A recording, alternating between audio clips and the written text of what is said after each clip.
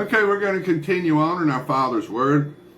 This is 1 Kings 11, verse 20. Then the sister of Tahpenes bore him Genubath, his son, whom Tahpenes weaned in Pharaoh's house. And Genubath was in Pharaoh's household among the sons of Pharaoh. So when Hadad heard in Egypt that David rested with his fathers, and that Joab, the commander of the army, was dead, Hadad said to Pharaoh, "Let me depart, that I might go back to my own country." Then Pharaoh said to him, "But what have you lacked with me, that suddenly you seek to go to your own country?" So he answered, "Nothing, but do let me go anyway." And God raised up another adversary against him, Rezon, the son of Eliadad, who had fled from his lord, Hadadezer, king of Zabath. So he gathered men to him and became captain over a band of raiders when David killed those of Zobath. And they went to Damascus and dwelt there and reigned in Damascus. He was an adversary of Israel all the days of Solomon, besides the trouble that Hadad caused. And he abhorred Israel and reigned over Syria. Then Solomon's servant, Jeroboam, the son of Nebat, an Ephraimite from Zeredah, whose mother's Zeruiah, a widow, who also rebelled against the king. And this is what caused him to rebel against the king. Solomon had built the damages to the city of David, his father. The man Jeroboam was a mighty man of valor, and Solomon, seeing that the young man was industrious, made him the officer over all the labor force of the house of Joseph. Now it happened at that time, when Jeroboam went out of Jerusalem, that the prophet Ahijah the Shilonite met him on the way. And he had clothed himself with a new garment, and the two were alone in the field. Then Ahijah took hold of the new garment that was on him, and tore it into 12 pieces. And he said to Jeroboam, "Take for yourself 10 pieces. For thus says the Lord, the God of Israel, Behold, I will tear the kingdom out of the hand of Solomon, and will give 10 tribes to you. But he shall have 1 tribe for the sake of my servant David, and for the sake of Jerusalem, the city which I have chosen out of all the tribes of Israel.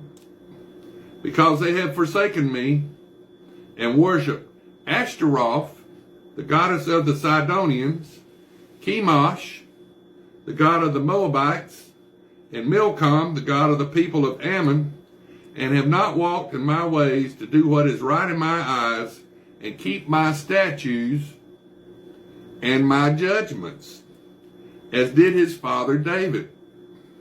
However, I will not take the whole kingdom out of his hand, because I have made him ruler all the days of his life, for the sake of my servant David, whom I chose, because he kept my commandments and my statutes. But I will take the kingdom out of his son's hand and give it to you, 10 tribes. And to his son I will give 1 tribe, that my servant David may always have a lamp before me in Jerusalem, the city which I have chosen for myself, to put my name there. So I will take you, and you shall reign over all your heart desires, and you shall be king over Israel. Then it shall be, if you heed all that I command you, walk in my ways, and do what is right in my sight, to keep my statutes and my commandments, as my servant David did, Then I will be with you and build for you an enduring house, as I built for David, and I will give Israel to you.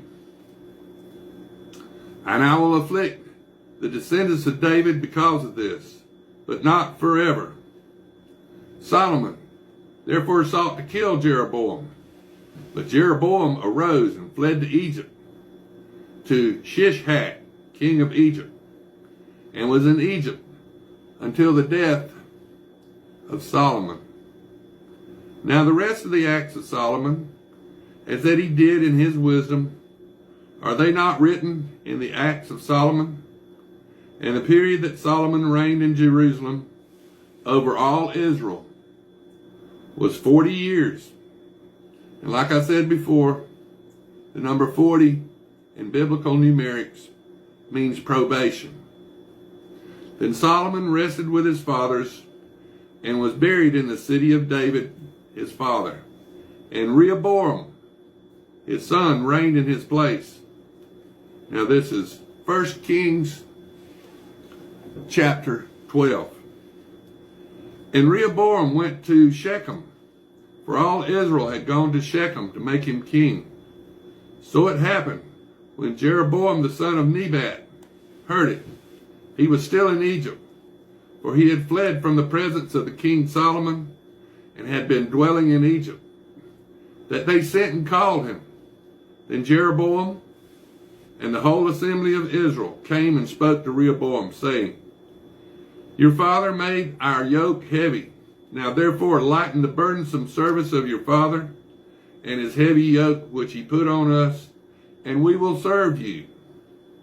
So he said to them, Depart for 3 days, and come back to me. And the people departed. Then King Rehoboam consulted the elders who stood before his father Solomon while he still lived, and he said, How do you advise me to answer these people? And they spoke to him, saying, If you will be a servant to these people today, and serve them, and answer them, and speak good words to them, then they will be your servants forever. But he rejected the advice which the elders had given him, and consulted the young men who had grown up with him, who stood before him.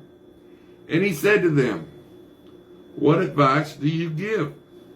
How should we answer this people who have spoken to me, saying, Lighten the yoke which your father put on us? Then the young men who had grown up with him spoke to him, saying, Thus you should speak to this people who have spoken to you, saying, Your father made our yoke heavy, but you made it lighter on us.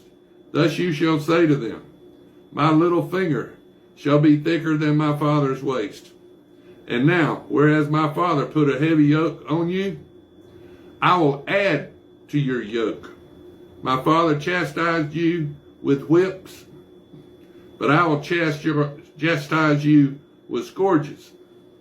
So Jeroboam and all the people came to Rehoboam the 3rd day, as the king had directed, saying, Come back to me the 3rd day. Then the king answered the people roughly, and rejected the advice which the elders had given him.